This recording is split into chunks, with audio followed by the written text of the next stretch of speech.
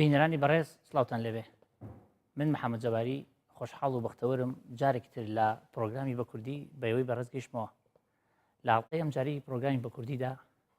هەوڵ دەدەین گفتوگۆ بکەین لەسەر مژاری ئاین و زانستەکان لە چوارچەوەی ئەو مژارەدا چەند پرسیارێکین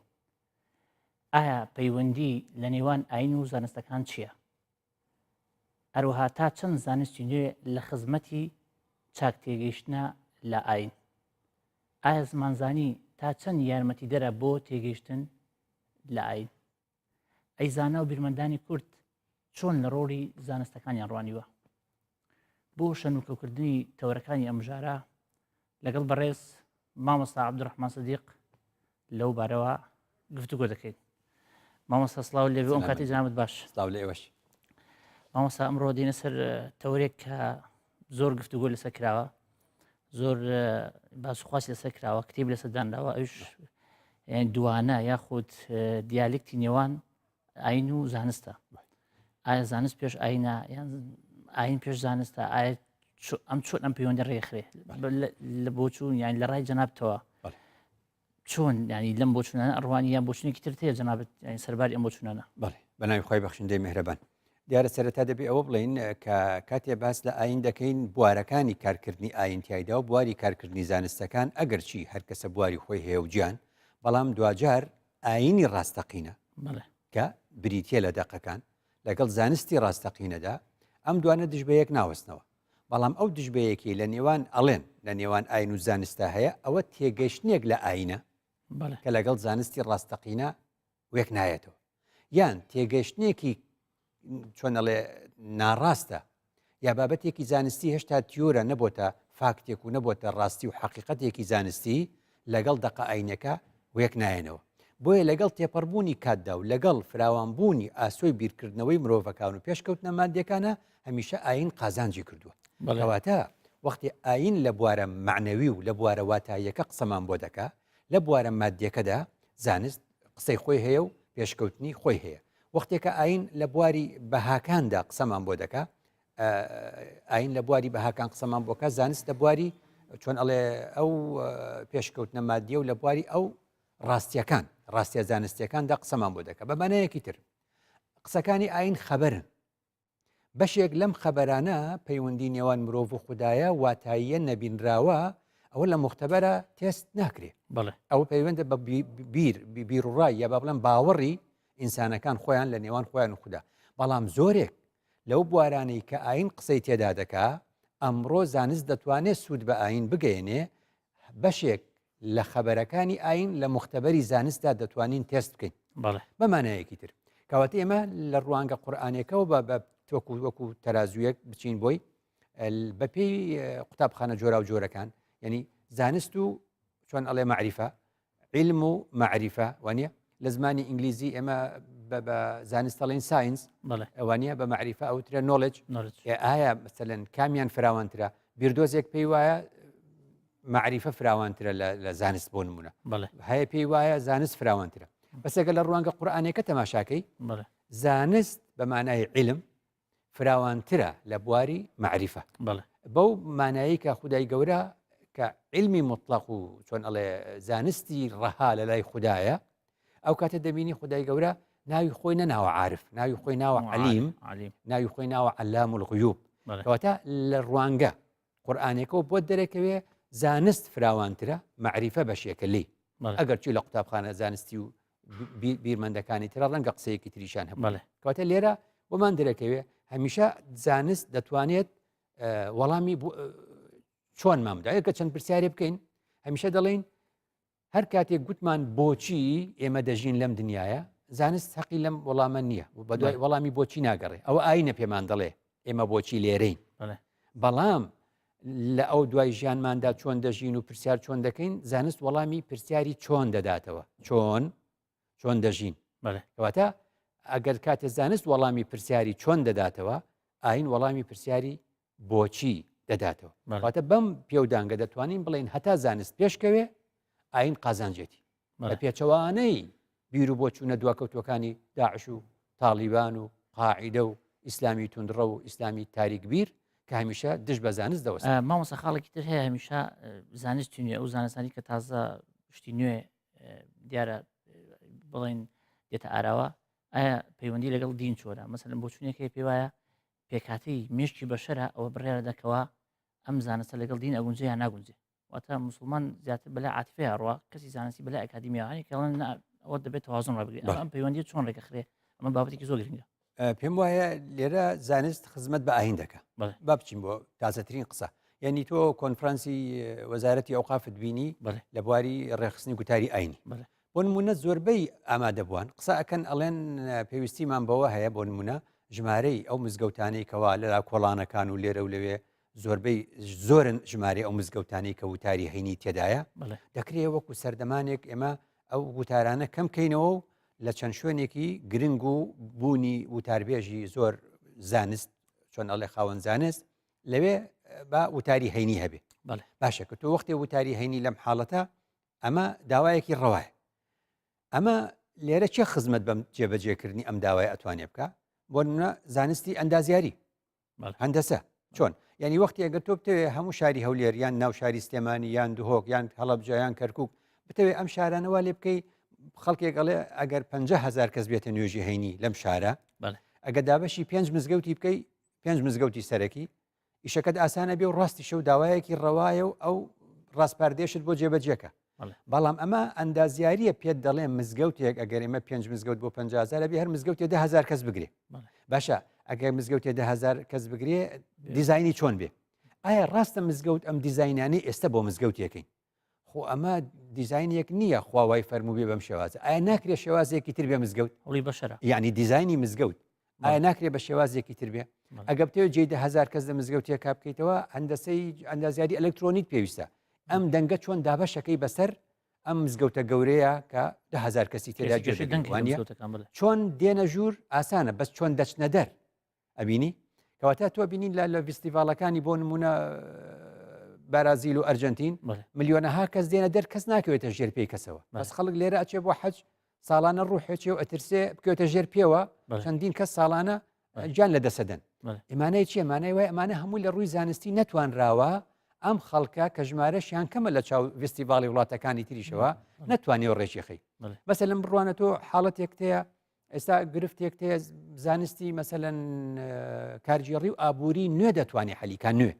یعنی ئێستا مەسەلەی مامەڵی مسلمان لەگەڵ بانکەکانە چەند بووە بە گرفت هەموو جار ئەم گرفتە باسەکەن پارە بێنی ئەبێ ناوێ بۆ ئەوە باسیکەی بۆ خانوو بێنی ئەبێ یا نابێ ئەوە فائیدەیە چێتە سەر ئەوە ڕیبایە یعنی بابەتێکە مامۆستای ئاینی ناتوانێت قسەی تێ بکە ئەگەر لەسەر کتێبە کۆنەکان بڕوە چونکە بانک و مەسلەی ئەم بانکخانە شتێکی تازن لە ژیانی مرۆڤایەتیدا تەنانەت بە 10 ساڵ لەمەوبەریش ئەم قسانە ناکرێت ئێستا خەڵک شتەکرێت لە ڕێگەی چۆن ئەلکترۆن لە ڕێگەی پێگە ئەلکترۆنیەوە کەواتە تۆ پێویستیت بە زانستی ئابووری و کارگێڕی نوێ هەیە بۆی پێت بڵێ مامەڵەی تۆی لە ڕووی ئاینی لەگەڵ بانکەکانە چۆنە بێ بڕوانە مەسەلەن زانستی پزیشکی وانە ئێستا یەکێک پێتەڵێ جگەرە کێشان سەردەمی پێغەمبەر نەبوو درودی خوای لەسەر ڕاستە دەست دوای هاتووە هەندێک ڕەن حرامە هەر بە ناوی حرام هەندێک ڵێن نامەکروهە ئێخۆ ئەمە دوجار پێویستیمان بەوە دەبێ کە ئەمە بێ لە مختبەرە بین ئەم نیکۆتین و ئەم دووکەڵی جگەرەیە و ئەم مادەی تووتنە بە جۆرێک شی بکرێتەوە تاوەکو پێکاتەکانیمان پێ بڵێن یا زۆر جا خواردنەوەیەک دادێ ئێستاکە وانە یەکسەر بازارش لەژێ حرامە حەڵاڵە ئێوە بچۆ قیسمی کیمیا چۆ هەر یەکێک لە زانکۆکانی خۆمان شیکەرەوە پێکەنەرەکانی بزانە کەواتە جارێکی تر ئەوە زانستە وەڵامی ئەو حاڵەتت ئەداتەوە مەسەلەن ئێستا خەڵک لە ماڵەوە سەگ ڕاگرێ بۆ نمونە یەکسەرن ئەو سەگا ئەکێک ئەڵێ گڵاوە وانە ئەوە مەزەبی شافعی دەست لە تووکی بە یا لە لیکی بێ گڵاو ڕاست بە مەزەبی ئەبوو حەنیفە دەست لە تووکی بێ گڵاو نییە لیکەکەی گڵاوە بە مەزەبی مالیک تووکی و لیکی هیچی گڵاو نییە بەس ئەمە خۆ مالیک و ئەبوو حەنیفە و شافعی سێ پیاون ئینسانن بە فکری سەردەمی خۆیان وایان گوتووە ڕاستە بەس ئێستا خۆ ئەم هەموو خەڵکی ئێمە لە ڤێتێرنەری و لە چۆن ئەڵێ کۆلێجی ڤێتێرنێری کوشت و کاڵی ببوورە ڤێتێرنەری بە مانای بەیتەری کە ئەمان تەخەڕوجیان کردووە ئادەی لیکی ئەو سەگە و ئینەی ببەرە با فەحسیکە و بزانێت چۆنە یعنی ئەوان پێمانەڵێن ئەگەر خاوێن ڕابگیریەوەگە چۆن بێ وەڵامێکی ترمانە دەنەوە ئێمە ئێستاگەر کۆتر ئیشکالی نییە بەڵام ئەنفلەنزای باڵندەی توشبێ خەڵک تووشی نەخۆشی کوشنداکە مەبەستم چی بوو مەبەستم ئەو ڕافقیانەی جارانیش لەبەر ڕۆشناییشیکردنەوەی مختبەریدا جارێکی تر دەتوانین ڕایەکی ترمان دەستکەوێت یعنی هەموو کتێبەکانی قەدیم بگەڕێی دەڵێن ئەگەر پیاوێک دەستدرێژی کردە سەر ئافرەتێک و ینی مناڵێکی لێ بۆ مناڵەت چی هەموو کتێبەکانی قەدی بە خوێنیتەوە ئەڵێ بێ بۆ لای کەسێک قافە و ینی کەسێکە هەیئەتی ئەو مناڵا خوێنێتەوە لە بزانام لە فلانە کتێبە فقهی قەدیمەکان واڵێن یان لە سەردەمانی جاهیلی ئەڵەن ژنەکە خۆی بڕیارەدا ئەگەر لەگەڵ چوار پیاوە پەیوەندی هەبوو بێ ئەڵێ مناڵە هی ئەوە هی ئەوە هی ئەو ئێستا DNA هەیە ئێستا DNA هەیە زۆر بە جوانی پێتەڵێ ئەو مەسەلەن هیلال مانگی یەک شەوە ئەم مانگە چۆنە ینی مەسەلەن وەکوڵێ بەیانی ڕەمەزانیانە ئەمە فەلەکناسی و زانستە پێتەڵێ هەموو دوانزە مانگی ساڵت پێڵێکەوە کەی سەرەتای مانگەکانە و کەی کۆتایی مانگەکانە ئیتر ئەم هەموو کتێبە قەدیمانە ناتوانێت وەڵامی ئەم بابەتانە باتەوە لەبەرەوە زۆر گرنگە مەسەلەیسە شایەدی وانە شایەدی چۆنە بێ و ئەوە ئەبێەوە کۆمەڵەکشت لە کتێبی فقەکان هەیە بەس ئێستا کە خەڵک کامیرەی دانەوە ئەم هەموو کامیری ئێستا لە شار و لە بەردەرگای ماڵەکانە هەیەوانە ئەوە گەر شایەدت دەست نەکەوت لە هەموو شایەدەکانی تر باشترە وانە بەدەنگ و بەڕەنگ وێنەی گرتووە کەواتە بینی چەند زانست لە خزمەتی خەڵکە چوو بۆ حەجاران زۆر بە زەحمەت لە بەکەوە چێ بۆ مزدەلیفە و مینا و ئەوانە ئێستا شەمەندە فەریان هێناوە وانە کەواتە هەر گۆڕانکاریەکی زانستی دەتوانێت خزمەت بە ئاین بکە لەبەر ئەوە پێویستمان بەوە هەیە ئەگەر ئەمانەوێ ئاین بە جوانی پێشکەشکەین ئەگەر ئەمانەوێ وەڵامی نوێمان پێبێ بۆ پرسیارە نوێەکان پێویستە مامۆستای ئاینی زانستی نوێ بزانین مامۆستا تەورێکی تر هەیە ئەوش پەیوەندی بە هەر بە تێگەشتن لە ئاین هەیە بە شێوەی باشتر ئەوش مەسەلەی زمانزانیە ئایا زمان چەند ڕۆڵی هەیە لە تێگەشتنی باش لە ئاین ئەین زمانێکی سادە کەسێک کە مشتەهید ینی با بڵێن لێ کۆڵنیەوەکە جیاواز لەگەڵ کەسێکی تر کەوا زمانێکی سادە بزانێ ئەمە چۆن ئەم پەیوەندی ڕێک بخرێ مامۆستا بڕوانە هەموو ئەو زانستانی کە باسمان کرد ئێستا باسی کۆڵی بە تایبەتی باسی زانستی خۆڵە زمانزانیەکی ینی بەمانایەکی تر زانینی هەر زمانێک لەسەر چاوەسەرێکێکی بابێنە قورئان یعنی قورئان بۆ نمونە خۆی کە بە زمانێکدا ڕێژراوە ئەو زمانە قورئانیە معجزەکەی لەوێدایە کە وشەکانی لەگەڵ هەر ئاەتێکدا مانایەکی تایبەت ئەبەخشێ ئەگە یەکێک تێنەگا لەو ئاەتەدا ئەو وشەیە مانای چییە تووشی گرفتمان دەکات لە ڕاستیە بۆیە زمانزانی لەو بوارە گرنگە یعنی ئەگە تۆ سێری قورئانکەی فەرمێ وثەمود الذين جابوا الصخر بالواد جابوا الصخرة يعني خەڵک وازانێ یعنی بەردیان هێنا لەوێ جابوو بە مانای هێنان نییە بە مانای نەقشکردن و بە مانای هەڵکۆڵینە ینی دارو ئەنچۆنەڵێ شاخەکانیان هەڵکۆڵی شاخەکانیان هەڵک وەکانو ينحتون من الجبال بيوتا ئەو نەحتە ئەو کونکردنە و دروستکردنی ماڵ ئەوە بە مانای جابووە بە مانای جابووە یعنی ئەخوا فەرمێ حتى عفوا ئەو عفو بە مانای عفو نییە بە مانای عافیەیە حتى كثروا يعني زياديان كرت بويا يسألونك ماذا ينفقون قل العفو أو شتيك ليتان زيادة أو أبي ببخشي وانيا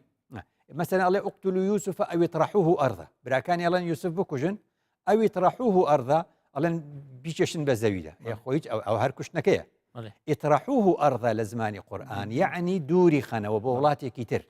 أو أرزكنيا طرحك ليدر لم أرز طرحك لم أرز دريك يعني دوري بخير وجاري كتير نيته أمرز مثلا لقرآن فرمي وجاءت سيارة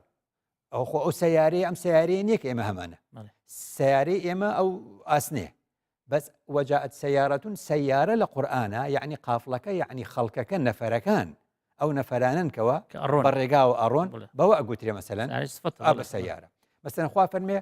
تعالى جد ربنا هەندێک هەبووە سەردەمانی گوتوان ئێواڵێن خوا لەم یەلید وە لەم یولەدەوە خوا باپیری هەیە ئەڵە چۆنە لەوەنی خوا تعالى جد ربنا خۆ جد لەوێ بەمانای باپیر نییە جد ولا ينفع ذا الجد منك الجد جد لەوێ بەمانای عظمەتە تعالى عظمة ربنا بەمانای شکۆی خوا سبحانه وتعالى کەواتە زۆرێک لەم بابەتانە مثلا ئەڵێ إن تحمل عليه يلهث إن تحمل عليه يعني أو باري بكي شلون بارك إن تحمل عليه يعني تطرده يعني راويني ديوتا يعني راونان القرآن الله إن تحمل عليه يعني أمانة همي أو بابتانا كالراسدة قال أنظرني خو معنى وانية انظرني يعني سيرمك أنظرني يعني أمهلني أخرني يعني تأجيل بك أو مسألة دواي بك هم أمانة للراسدة بمان الله کە ئەمە بۆ قورآن زۆر زەرورە ئەی بۆ زانستەکانی تر لە ڕووی زمانزانی لە ڕووی زمانزانی زۆر گرنگە بەنخوازێک یا مامۆستایەکی ئاینی یا ڕۆشنبیرێکی ئاینی ئەگەی لە هەموو زمانەکان بێ یعنی سە وشەی سپرینگ چییە SPRING وانە بە یەکێک بڵێ من ئاوم لە سپرینگا خواردەوە ئەڵێن ئەوە شێت بووە بڵێ ئایم درینکینگ وۆتەر فرۆم ینی ئەو کاتە ئەڵێن ئەوە سپرینگ بەو تەلە تێگەشت بەڵام بە هەمان سپێل سپرینگ یعنی کانی بە هەمان سپێل یعنی بەهار ئەبینی چۆن فەرقی هەیە سەردەمانی زوو سەردەمی ئیمامی شافعی بە یەکێک دووە ئەو پیاوە ئوسولیە ئەوە مەدح بوو ئێستا بە من بە تۆ کەسێ بڵێ ئوسولی ئەوە جوێنە بۆ چونکە ئوسولی ئێستا فەندەمنتالیستە یعنی کەسی تونندڕە و لەم سەردەمە پێوترێ ئوسولی کەواتە مستەڵەحەکان ئەگە زمان نەزانی زمان نازانی چۆن بەکاریان بێنی جارێکی دیکە هەر ئەمە ئەوەیە کە لە ڕاستیدا پێمانەڵێ ئێمە وشەیە کە بەکارمان هێنا و خەڵک بە غەڵەت تێگەشت سیناریۆ سێمانای هەیە ئێمە بەمانە هوەرێکی بەکارمان هێنا سیاسەکان بەمانەیە بەکاری دێنن خەڵکی بازار و عوام بەمانەیە بەکاری دێنن سیناریۆ SYNARIO وانە یعنی چی لە ڕووی هوەری لە ڕووی هوەری کتێبی لەسەرم تصویر فنی في القورآن مشاهد القيامة في القورآن فن السيناريو في القورآن دكتورای لەسەر وەرگیراوە لە ڕووی هوەری یعنی حیوار تۆ درامە یوسف دیوە زۆری خەڵکی کوردستانیش دیوانە قسەکە هیچێ هی خوای سوبحانه باشە ئەڵێ سیناریۆ فەرەجوڵا سلاحشۆر یعنی فەرەجوڵا سلاحشۆر سیناریۆی بۆ ئەو قسەیە داناوە یعنی کردی بە حیوار سیاسەکان کە ئەڵێن سیناریۆ یەکەم سیناریۆی دووەم سیناریۆ سێم یعنی چی یعنی ئۆپشن و ئەگەر اختیاراتە خەڵکی بازار بڵێ سیناریۆیە یعنی درۆ بە قسەی بازاری یعنی ئێخۆ تۆ ئاخر من و تۆ ڕۆشنبیرین نابێ تعریفە بازارەکەی بۆ بێنین بڵێن یعنی سیناریۆ یعنی درۆ سیناریۆ لە لای ئەهلی هوەر یعنی حیوار لە لای سیاسەکان یعنی ئۆپشن و اختیارات سیناریۆ یەکەم دووەم سێم لای خەڵکێک کە لێ نەزانێ سیناریۆ بۆتە درۆ بەهەڵە لەبەرەوە یعنی وشەی سیناریۆ وشەیەکی ئینگلیزیە یعنی ئەریتن ئاوتلاین ئۆفە درامە هێڵە سەرێکیە نووسراوەکانی هەر درامایەک لەبەرەوە زۆر گرنگە لە سەردەمی زوو شابینی کاتی خۆی کە حوتەی ئەجوێنی بە زوبڕقانی کوڕی بەدردا بوو ئیمامی عومەر وتی ئەمە جوێن نییە وتیان تۆ لێ نازانی ئیمامی عومەر وتی حەسانی کوڕی سابتم بۆ بانکن ئەو شاعرە ئەو ئەزانی ئەم شیعرە جوێنە یان حەسان گوتی بەڵێ ئەمە جوێنە یعنی بزانە ئیمامی عومەر زیرەکێکی لەوێدایە کە لە بواری ئەدەبە ئەڵێ من لێ نازانم ئەم دێڕە شیعرە جوێنە یا جوێن نییە بچن شاعرێ بانکن ئەوە زانێ کەواتەمە هەمووی ئەمان خاتە بەردەمی ئەوەی کە کاتێکە قسە ئەەکەین ئەبێ بزانین ئەم وشەیە هیچ زمانێکە لە چ زمانێکەوە هاتووە ماناکانی مانەیەکی ئەو کاتە تووشی کێشەنابیت و ئاینیش جوانتر پێشکەش دەکەین جوانە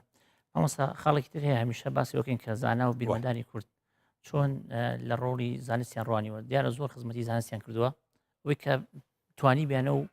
دەرفەتیان هەبووە بەڵام ئێمە چۆن نتوانین یانی زیاتر ڕاوەسین لەسەر زانایانی کورد و هەروەها دەستنیشانیان بکەین کە چۆن خزمەتیان ڕاستە بڕوانە کاتێکە ئەڵین ینی زانست بە شێوازێکی سەرەکی تا بەرەو شارە گەورەکان بی زانست فراوانترە بێ وانە بە زانستەکان درەنگتر چەند ئێستا سەردەمانی زوو ڕەنگە درەنگتر گەشت بێتە شوێنەکانی دەرەوە بۆیە بینی خی گەورە کە پێغەمبەرانی نردووە پێغەمبەرانی بۆ گوند و شوێنە دوورە دەستەکان نەناردووە هەمیشە بۆ شارە گەورەکان بۆیە خی گەورە لە قورآنە فەرمیێ فی ئومیها ڕەسوولە ئومیها ئیمامی شەوکانی ئەڵێ في أكبرها مدنا يا في عاصمتها هميشه مكة كاتب پیغمبر دودي وخايل سر لمكة دي بو مكة شونيكي دوا كوتونه بو سردم مكة يعني القرى يعني أو شاراني كلي وبونه بايتختي أو شونه أو كاد يتر بهر شوازي بو بيه أو كاد باشترين شارك وبايتختي أو دورو برا مكة بو خوابيالي القرى يعني دايكي شاركان يعني بايتختي شاركان كاتب پیغمبران هميشه لو شونانه هاتون كا لسردمي خويانا زانست لەو سەردەمە زانست باشترین زانستێک بەو شوێنە گەیشتووە بۆیە بینی زانەکانی ئێمە بین ئەگەر لە گوندێکی دوورە دەست بن زانستەکەیان کەمترە مامۆستا مستەفا زەڵمی بەڕەحمەت بێ ینی وەختی باسی لادی ئەکا و وەختی باسی ئەو لادیانی کوردستانەکە ئەو تیای مامۆستا بووە یەکێک لە شتە جوانەکانی مامۆستا مستەفا زەڵمی بەڕەحمەت بێ ئەوەیە کە هەمیشە دان بەوە دادەنێ هەڵەی کردووە ئەڵێ لەو گوندە و لەو گوندە قسەیەکی وام کرد هەڵە بوو ئێستا ئەزانم هەڵە بوو بەس وەختێ بەرەو بەغدادێ وەختی ئەچێ وڵاتانی ئەوروپا دەبینێ وەختی دکتۆرا لە میسر ئەهێنێتەوە بینی چۆن قسەکانی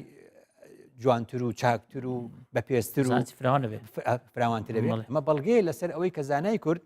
هەمیشە بۆیە گەڕاوە یعنی حجرەی هەبووە ئەم کوردستانە هەر هەمووی وەکو پورەی هەنگ لە هەورامان و خەڵک چۆ بۆ بادینە لە بادینەوەتە بۆ هەولێر لە هەولێرەوە چوە بۆ کەرکک لە کەرکک چوە بۆ سنە لە سنەوە چوونەتە کوردستانی باکوور لەوێ هاتوونەتەوە ئەم حجرانە ئاوا پەیوەندیان لەگەڵ یەکە وەکو یەک تۆڕێک بۆ بەیەکەوە ئەم گەڕانە لە پای ئەوە بۆکەوە لای چەندین مەلە زانست فێر بێ اینجا لە حجرەکانی مەلای کوردی جارانە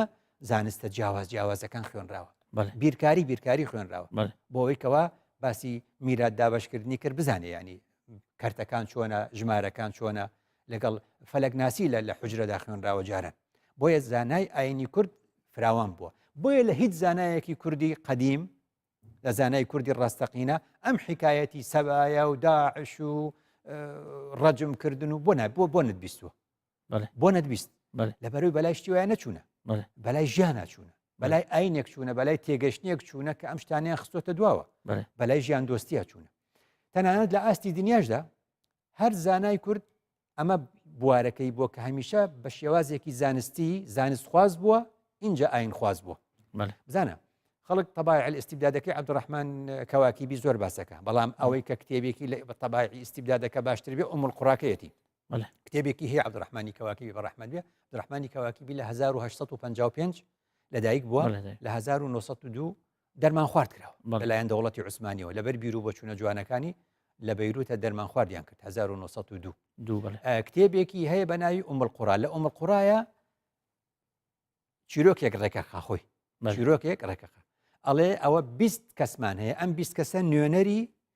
دەوڵەتەکانن نوێنەری ئومەتەکانن ناڵە دەوڵەت ئەڵێ نوێنەری ئومەتی ئیسلامی هەر کەسی کرۆ بە نوێنەری گەلێک ئەوە عەرەبەوە تورکەوە فارسەوە بەو شێوازانەوە هەر یەکەی دەورێکی داوەتێ لێیانە پرسێ خۆی ئەپرسێ خۆی وەڵامەداتەوە ئەڵێ کێشەی جیهانی ئیسلامی چییە کوردەکە شتێکەڵێ عەرەبەکە شتێکەڵێ گرنگترین شت ئەوەیە بۆ هەر قەومێک ئەو وەڵامەی داناوە کە ئەو قەومەتیایە سەرکەوتووە سیاسەتی داوا بە یەکێ فڵان بۆ کوردەکە زانستی داناوە ئەڵێ وەقال الممثل الكوردی یعنی نوێنەری کوردان لە مؤتەمەری 20 کەسێکەیە گوتی هۆی دواکەوتنی جیهانی ئیسلامی لەوەدایە کە ئێمە دواکەوتین و دوورکەوتینەوە لە زانستی فیزیا و کیمیا و زانستە ڕاستەقینەکە ئەو کات ئەو قسەیە کراوە ئەڵێ بۆچی ئەم دەورەمدا بە نوێنەری کورد ئەڵێ چونکە مەلای کورد عارفی کورد هەمیشە حەزیان لە زانستی سەردەم بۆ لەگەڵ زانستی سەردەما چوونە و بە زانستی سەردەم توانی وێنە سوود بە ئاینەکەش بگەێنن ئەو چەند ئەڵقەیە گوتمان ینی مەلای گەورەی کوێ بە ڕەحمەت بێ فەرمێ علمی طبیعت علمی خوددایە آخر خەڵکی تر واناڵێ چێ بەلایشتی ترە علمی طبیعت علمی خوددایە ئەمە بەس کورد لێەوە شێتەوە ئەم قسەیە بکە زانای کورد بۆیە زۆر گرنگە زانای ئاینی ئێستەمان بەو ئەدەبیات و بەو باگراوندە کوردیا بچن بۆیە یعنی خاڵێکەیە زۆر گرنگە لەلام ئەوش ئەوەیە ئەگە بچینەوە ڕۆژنامەی ژیان ڕۆژی 6 1929 6 1929 کە ئەکاتە 1970 ساڵەمەوە بەر تقریبا 1970 ساڵ لەمەوە بەربابەتێک لە ڕۆژنامەی ژیانە لە ڕۆژی 6 1929 بڵاو کراوەتەوە بە ناونیشانی یا لەیتە قەومی یعلەمون ئەڵێ یا لەیتە قەومی یعلەمون ئاەتێکە لە سوورەتی یاسین ئێمە هەر واڵێ لە بابەتەکەیە لە ڕۆژنامەی ژیان 1970 ساڵەمەوە بەر ئەڵێ ئەم ئاەتە ئێمە هەروە فێر بووین بەسەر مردووەکانمانە بیخوێنی قورئان بۆ خوێندنەوە نییە لەسەر مردوو ئەڵێ ئەبێ لێی تێبگەین بەداخەوە ئەڵێ ئەوروپا سەر ئەرز ئێستا دەزانێت ئەو کات 1970 ساڵەمەوە بەر ئەڵێ ئەوروپا ئەزانێ لە ڕووی مەدەنیەت و زانستخوازی ئەزانێت سەر ئەرز چی لێیە طبقاتی هەوا بە زمانی ئەو سەرلەمە چی تایە ژێر ئەرز و ناو دەریاکان و ئۆقیانوسەکان چی تێدایە هەموو مشکلەیەکی گەورەیان لە ڕووی زانستخوازیەوە سەهل و ئاسان کردووە ئێمەی مسلمان ئەڵێ لە بەر ئەوەی ئەوەندە دواکەوتون لە زانستدا بچووکترین مشکلەمان لەسەر خۆمان گەورە کردووە و هەمیشە شەڕمانە لەگەڵ یەکتردا کەواتە زانای کورد عارفی کورد پێمانەڵێ بە دوای زانستا بڕۆن زانستی سەردەم بزانن اینجا لە دین تێگەن بەڵێ مامۆستا بابەتەکە زۆر خۆش سی زۆرتری هەڵەکەت بەڵام کاتەرەوە دەرفەتیداین زۆر سپاس بۆ چوونەکان بینەرانی بەڕێز زۆر سپاس بۆ ئێوەش کە تا ئێرە بینەری پرۆگرامی بە کوردی بوون تا پرۆگرامی داهاتوو بەخواتان سپێرم هەر بەختەوە